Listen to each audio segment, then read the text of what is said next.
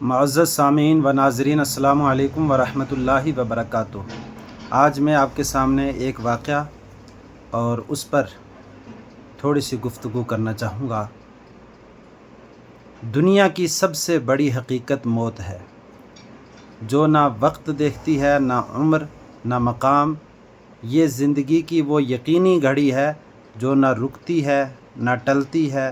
انسان کتنا ہی طاقتور ہو یا مالدار ہو، عالم ہو یا جاہل ہو، بوڑھا ہو یا جوان ہو، موت ہر ایک کے دروازے پر آتی ہے اور اپنے وقت پر آ کر ہی رہتی ہے۔ گزشتہ دنوں ایک واقعہ نے پوری قوم کے دل کو دہلا دیا۔ سر نیاز احمد ایک محنتی، بااخلاق، باوقار استاد، جو کہ پڑوسی ملک کے لاہور شہر کے ایک معروف اسکول میں درس و تدریس کے فرائض انجام دے رہے تھے۔ یک دم وہ زمین پر گر پڑے اور ان کو اٹھایا گیا، اٹھا کر کے ان کو ہاسپٹل تک لے جایا گیا۔ ڈاکٹروں نے ان کو مردہ قرار دیا۔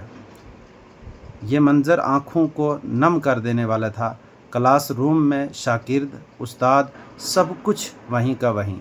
بس ایک چیز بدل گئی، روح جسم سے پرواز کر گئی۔ دل کا دورہ پڑا، ایک لمحے میں وہ اس دنیا سے رخصت ہو گئے۔ نہ کوئی علامت، نہ کوئی اشارہ، بس موت آئی، اپنے ساتھ لے گئی۔ نہ وہ بیمار تھے، نہ ضعیف تھے، نہ کسی خطرے میں، مگر موت نے یہ سب کچھ نہیں دیکھا، اس نے اپنا وقت دیکھا۔ یہی تو موت کی حقیقت ہے۔ ہر جان نے موت کا ذائقہ چکھنا ہے۔ کل نفس ذائقۃ الموت۔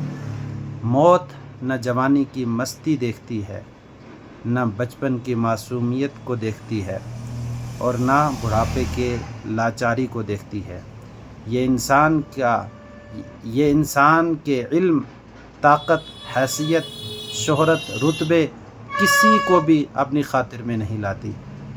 بسا اوقات ہم سوچتے ہیں کہ موت تو صرف بیمار لوگوں کو آتی ہے یا وہ جو بوڑھے ہو گئے ہیں، لیکن نہیں، حقیقت اس کے برعکس ہے۔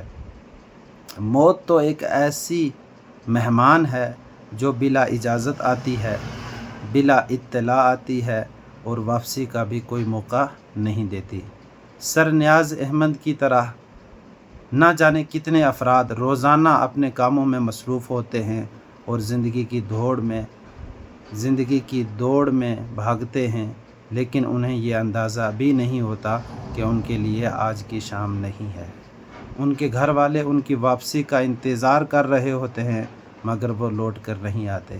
موت ہر چیز کا اختتام ہے، خواہشات کا، خوابوں کا، منصوبوں کا، گفتگو کا، ہنسی کا، رونے کا، سب کچھ ختم۔ تو کیا ہم نے موت کی تیاری کی ہے؟ کیا ہم نے کبھی سوچا کہ اگر آج ابھی اسی لمحے میں موت آ گئی تو ہم کس حال میں ہوں گے؟ ہمارے اعمال، ہماری نیتیں، ہمارے رب سے وابستگی، تعلق، کیا سب کچھ درست ہے؟ یہی وقت ہے سوچنے کا، سنبھلنے کا، توبہ کرنے کا، نیک عمل کرنے کا، اپنے آپ کو اس دن کے لیے تیار کرنے کا جس دن ہم تنہا قبر میں ہوں گے، ہمارا کوئی رفیق نہیں ہوگا سوائے ہمارے اعمال کے۔ عبرت حاصل کریں، سوچیں، جاگیں، کیونکہ موت ہماری بہت قریب ہے۔ اللہ تعالی ہم سب کو آخرت کی فکر عطا فرمائے اور نیک عمل کی توفیق عطا فرمائے۔ السلام علیکم۔ فکر آخرت پیج کو جو ہے آپ فالو کریں۔